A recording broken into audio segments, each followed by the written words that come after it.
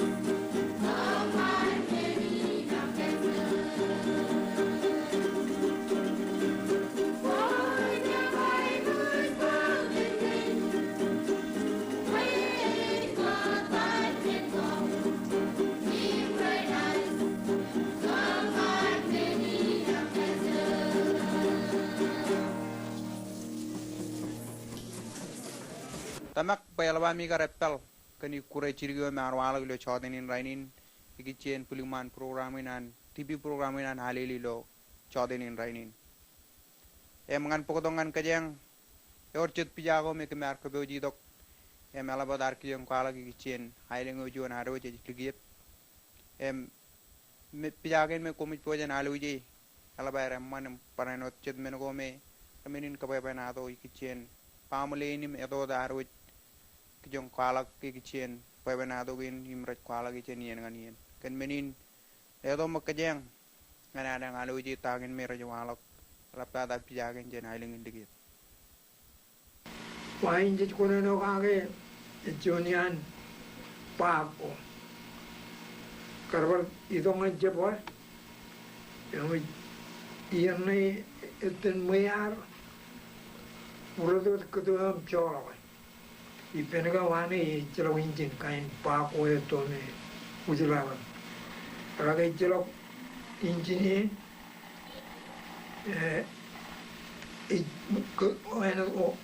wujudlah kau rapan bal, kan menin iene orang ayat tom, peralene itu kau ane itu ayat itu, papo yang ion badi jenis man potto, itu nene itu lagi kajiba potton jauh, ini arah menjauh ini. Agar makin wane mitong anjabor, yoni anjabor, katar wae ruang roll boy wane, evan para emman. Ewa jangan yo email lagi wane Alfred.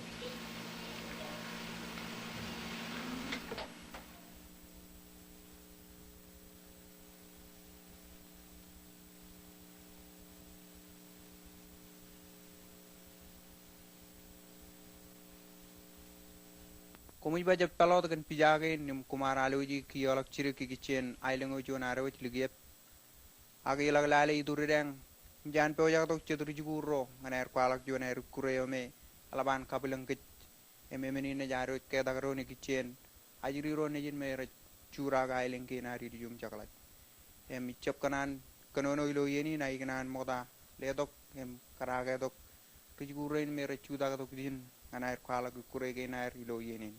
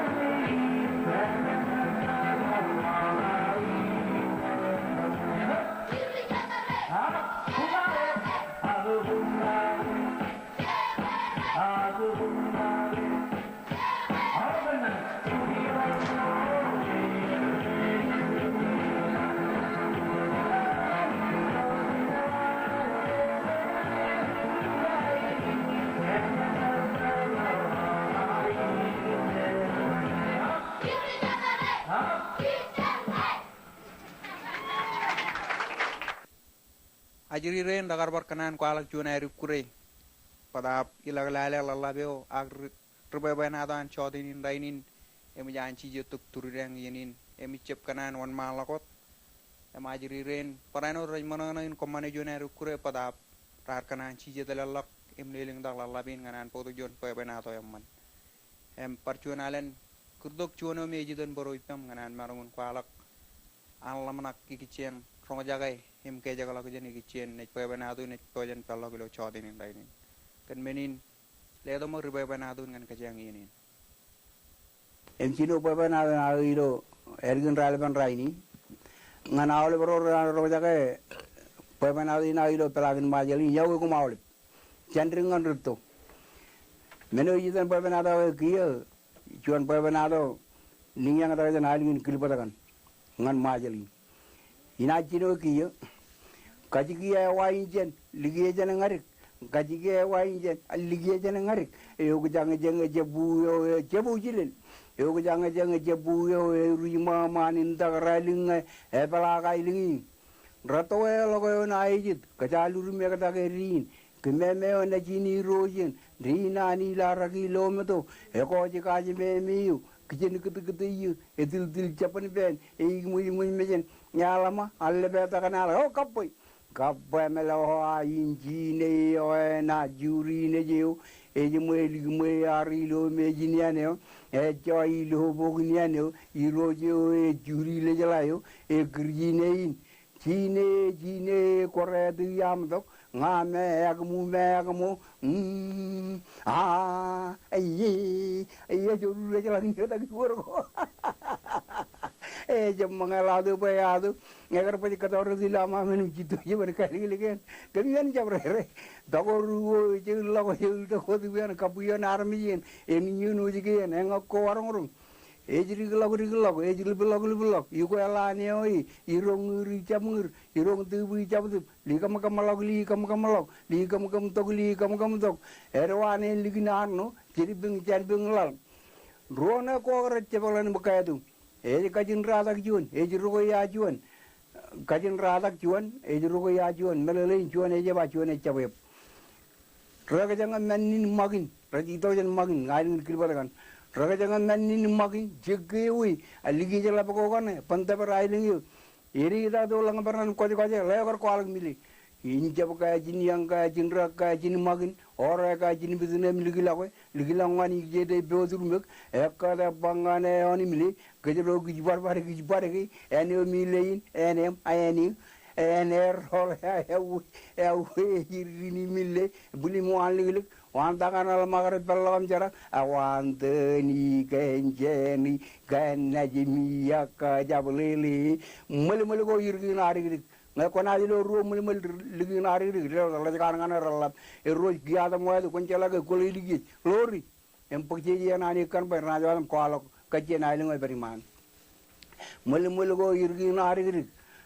Cholog lipa, cholog ligri lembe, enue to lijong aleban kagege, pun pini kagege, koyan meto jane mangini marmara mangini mendrik, libiji rajugo, lijini adam jomunal, gab lijin malguluk, ekada eoli, jare wilo no go juri, ekada eoli, jare wilo no go juri. Gimbe me na jini roje orina ni la rakilo mato eko jika je me mini gijin gede yu edil chapan ben e mu jene alama alle be takanal kap ko le dige kap melo injine o na juri ne jio e me arilo me jinianeo e joilo bogunianeo i roje e juri le jelayo e grjine Jine gore di yam to ngame ekamu aye joru jala ni kata ki worgo e jam mangalado bayado egar pa katoru la mam jiddo ye men kale ligan dagoru je lago je dok odi ben kapuyo nar mijen eni yono jigen engako warngrum e jidi loga e jili blog igo laneo e irong jabngur irong tu wicap li kam log i kam dok ere wan en liginan no jiripin charipin lal yang na ecam login pebe nada ido elgin raleban raini lang beran lewe kar koalo ailin milejan lal kar kapeni ala jan kilbat em ilarang niyang tralak bubu pe emman poina rangon ni ala jan kilbat ke rajo wata ko milion milen emman poina berijan meangor kara angor echelok igen kar koji bada poe ba emman poin chi na angor kara bebe pache barraneo el gitara echelok kudu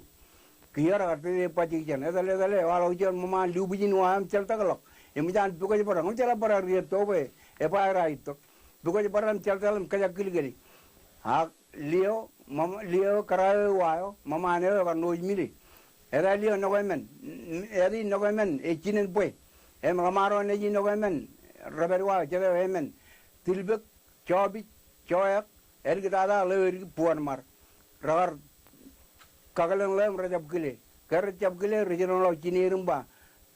Lelat, wadang rumba kagilini une chalta kalok. Lagajari wade miutok paranjan pagde ko bau ko na lang beran egile kan ka jangai rojon kan ka le aga karayo jine ye wa kina ba yor ka tai wai ema ja wai chelok chabre euro jon kalein pop kumna lo kalein pugen ne yo kalein kalein alman pop kan ka ka jo karte be million e ka kariri men ka jagan eba jon kalein pop pugen ne eba yang ne le do ke boy Eor tayi,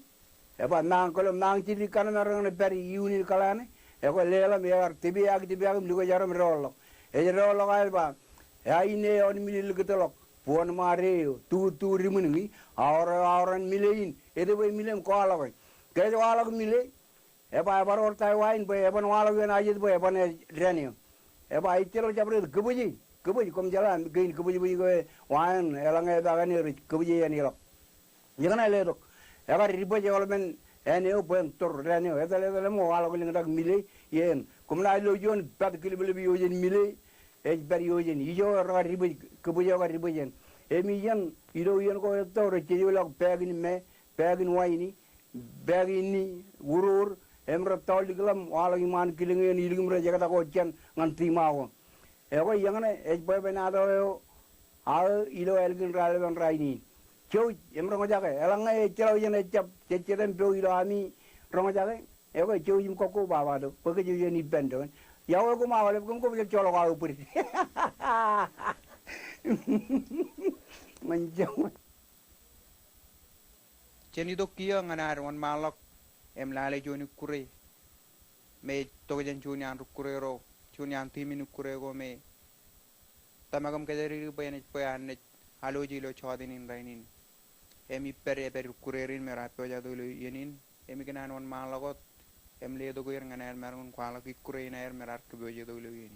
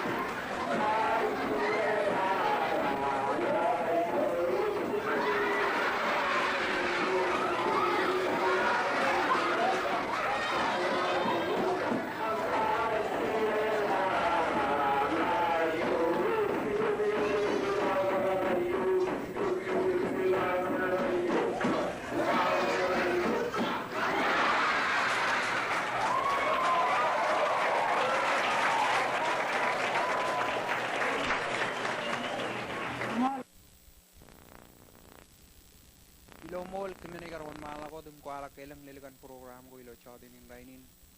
agilag lala awana areng rabin manay mareng ejba lulu bechapan gelan ken menin kem promit em kimene gar manonin ko ala kelang program ko em rakap talabal bacche pade paw de kichen mani dewar aga enodar chala bacche yeninot